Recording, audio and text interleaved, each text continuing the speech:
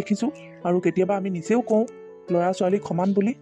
বাহিৰত আমিয়ে বৰ লেকচাৰ মাৰি থাকোঁ ল'ৰা ছোৱালীক সমান বুলি, আৰু ঘৰত আহি নিজৰ ছোৱালী বোৱাৰীবোৰক পৰ্দা দি ৰাখোঁ। কিয় কওকচোন, আমাৰ সমাজখন কিয় এনেকুৱা? এতিয়া কওকচোন আমাৰ চিন্তাধাৰাবোৰ কিমান নিচ। আৰু আপোনালোকে কি কৈছে আত্মসন্মান, সংস্কাৰ। এতিয়া বোৱাৰীজনীয়ে বাহিৰলৈ যোৱাৰ সময়ত আত্মসন্মান সংস্কাৰৰ কথা মনত পৰিল, কিন্তু বোৱাৰীজনীক যেতিয়া মাকৰ ঘৰৰ পৰা আনিবলৈ যায় তেতিয়া যে সা সম্পত্তি যৌতুকৰ নামত মুখখন যে ডাঙৰকৈ মেলে, তেতিয়া সংস্কাৰ আত্মসন্মান নাহে আপোনালোকৰ? যৌতুক বিচৰাৰ সময়তো আপোনালোকৰ আত্মসন্মানৰ কাৰণে মনত পৰিব লাগে।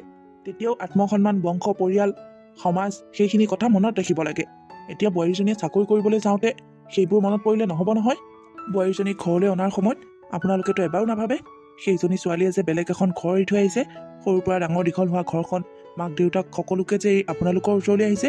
আৰু সেই অকল ছোৱালীজনীয়ে নাহে নহয়, লগত এগালমান ধন সম্পত্তিও লৈ আহে। এজন দেউতাকে ছোৱালীজনীও আপোনালোকক দিব, লগতে এগালমান যৌতুকো আপোনালোকক দিব। ছোৱালীজনী অনাৰ পাছত সেই সা সম্পত্তি যৌতুকবোৰৰ কি প্ৰয়োজন? সেইবোৰ কিয় আনিব লাগে? মই সেইটো কথা বুজি নাপাওঁ। আমিওতো মতা মানুহ, আমিওতো ইনকাম কৰোঁ। সেই সা সম্পত্তিবোৰ আমি নিজেই ঘটি ল'ব নোৱাৰোঁ নেকি?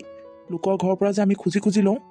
আচলতে কি জানেনে মামা, আমাৰ মতা মানুহবোৰৰ কাৰণে বাহিৰলৈ গৈ কাম বন কৰা, ধন ঘটা, পইচা ইনকাম কৰা এইটো ইমান ডাঙৰ কথা নহয়। আমি মতা মানুহে কাম কৰিবই লাগিব, কাম কৰি ঘৰখন চলাবই লাগিব। কিন্তু মাইকী মানুহে কিয় কাম কৰিব বিচাৰে আপুনি জানেনে?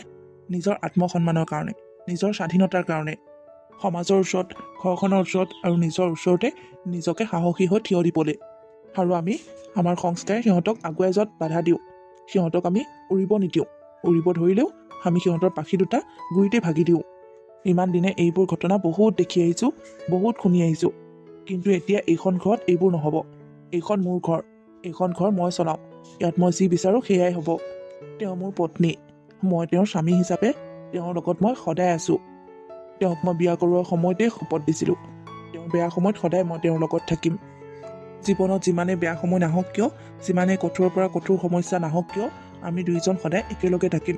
গোটেই জীৱনটো একেলগে থাকিম। আমি তেনেকৈ কথা দিছোঁ। আৰু আজি তেওঁ যেতিয়া নিজৰ জীৱনত কিবা এটা কৰিবলৈ ওলাইছে, তেওঁৰ লগত মই নাথাকিলে কোন থাকিব? তেওঁক মই সহায় নকৰিলে কোনে কৰিব? সমাজে কি ক'ব? আমাৰ বংশ পৰিয়ালে কি ক'ব? মানুহে আমাক হাঁহিব? আমাৰ সংস্কাৰৰ কি হ'ব? এইবোৰৰ লগত মোৰ কোনো ধৰণৰ লেটিপেটি নাই। যোনে যি কয়, যোনে যি ভাবে তাকেই ভাবক। মোৰ একো ক'ব লগা নাই। মোৰ মানুহজনীয়ে কিবা এটা কৰিব বিচাৰিছে, মই তাইৰ লগত সদায় আছোঁ।